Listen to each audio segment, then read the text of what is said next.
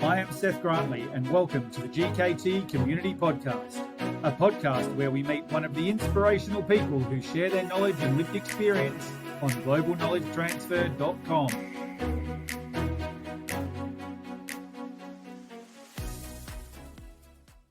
Matt, welcome to the podcast. Lovely to have you on the GKT Community Podcast today. Thanks for having me. When you were at school, year 12, what did you want to be and why? I have always been pretty good with numbers. I want to be an accountant back in school and carried that through to when I was at university and studied accounting. When I was younger, my father was a marine biologist and we lived close to the water. I initially wanted to be a marine biologist, but I just don't think my heart was set on science and I enjoyed the numbers a lot better. If you could go back now to year 12, Matt, What advice would you give yourself?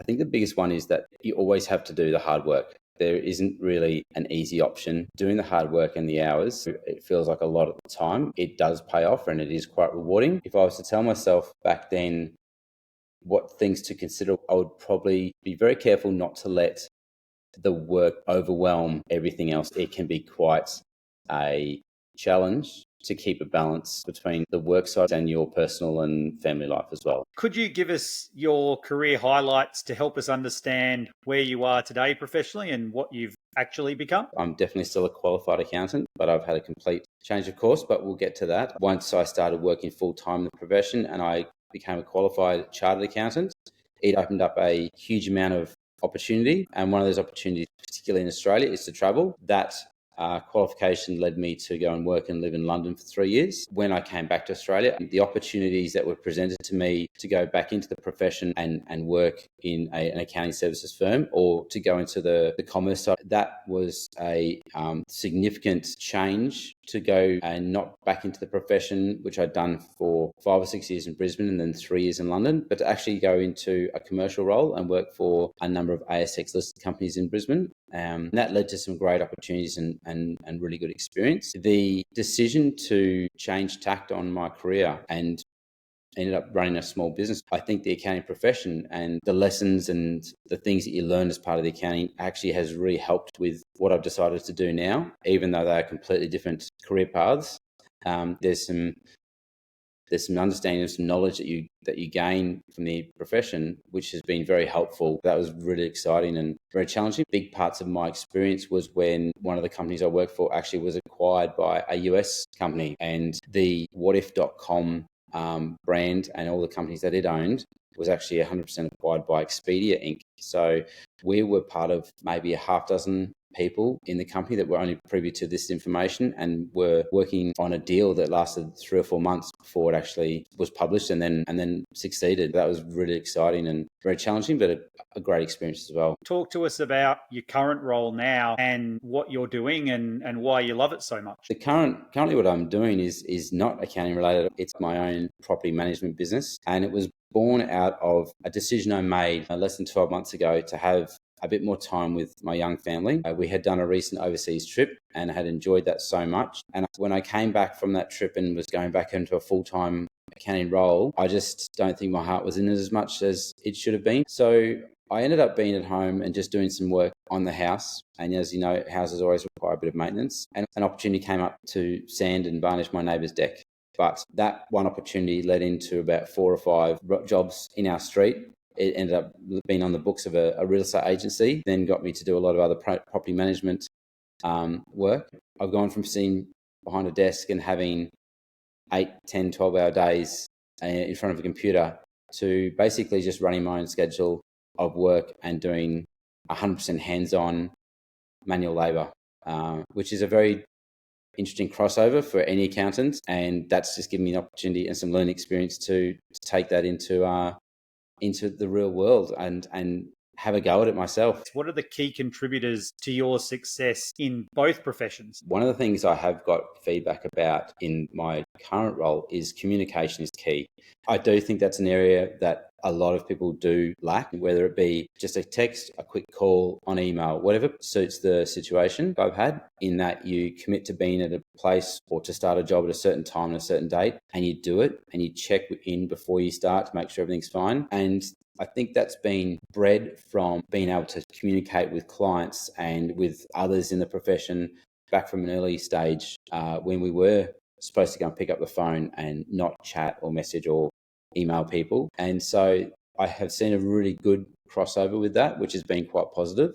The other thing is that the accounting profession is a lot of hard work, and your labour is exactly the same. It's hard work, it's physical, so you've just got to have a little bit of time to do the other side of things, to do the admin, to follow up on quotes, to get materials, to organise your next jobs or schedule of what you've got on, and make sure that you're not letting it steamroll you into missing on those opportunities or not communicating the way you should be. You have a level of attention to detail that not many of us carry. Did that get bred into you in your accounting profession, and has that translated across into your handiwork, or is that something that was there from a very young age? I think there's been a level of attention to detail from a very young age, and probably mild OCD in there somewhere about having things done right and all squared away, which is probably why the accounting profession sort of suited my nature in a way. Sometimes it's nice to have things very correct and exact and right and all balanced.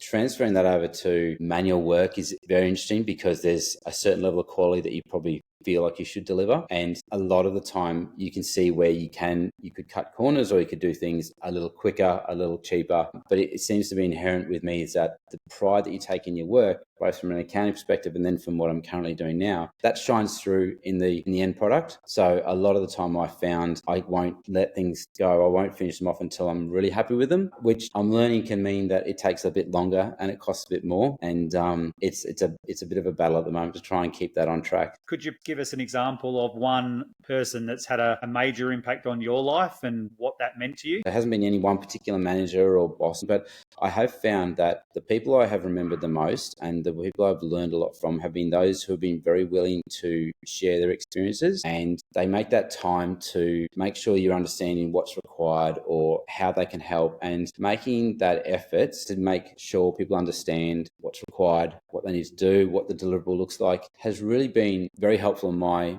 learning experience. And I've found that when I was in that position to be able to give that advice or be in that position to sort of offer the same back, it's been very rewarding as well, having that opportunity to share an experience and to use that to help other people. And moving into this property management space, have you sought any advice from people around it, and how's that benefited your journey? My dad was very good with teaching me things when I was growing up. He still lives in the same massive old Queenslander, and it always requires work. So I always give him a call, sometimes just to sense check things. It's also really good that one of my good mates is a qualified builder. He's almost like the quality control. If I think I'm doing something the right way or maybe not the right way, he's always a good one to get on the phone. And in his mind, he can see what I'm trying to do and can make sure I'm not using the wrong batten screws or that I've got the right joists. Something as simple as that. So they're both on regular dial to just sense check against what I might think I'm doing is okay, but it's always good to have that safety. So you've joined globalknowledgetransfer.com as a sharer. What do you hope to achieve in doing that, and what do you hope to share with others? GKT for me is the opportunity to share what I've experienced over my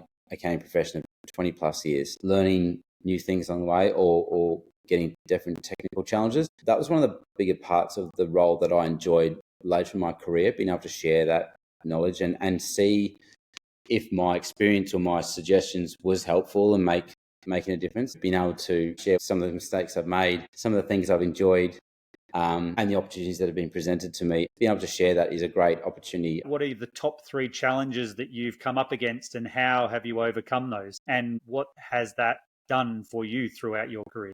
I think having the leap of faith initially to leave Brisbane and go to the UK, that was a big challenge because it was such an unknown. In hindsight, it was probably a lot of worry about something that was bound to be an adventure anyway. It's not for everyone, but it was definitely a challenge to have to take that leap. Jumping into a commercial space was really challenging. There's a whole lot of challenges there.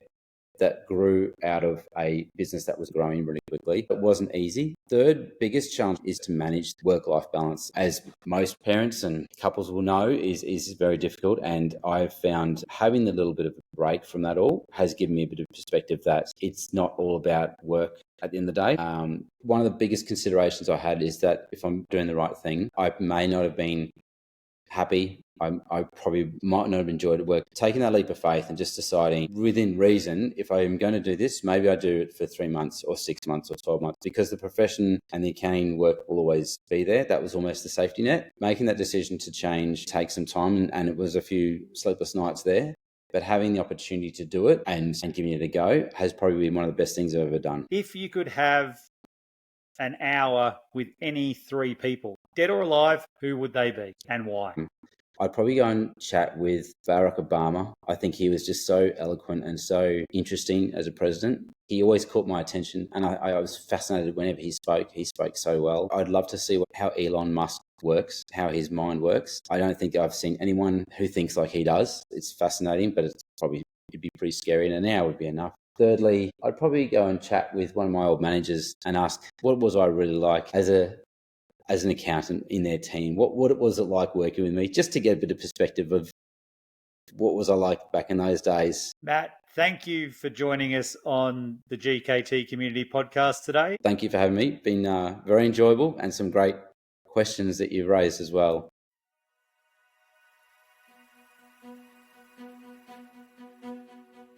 That is all we have time for today. Thanks to our guest and our sponsor, globalknowledgetransfer.com. Don't forget to subscribe so you can be sure to meet more inspirational individuals from the Global Knowledge Transfer community in future episodes.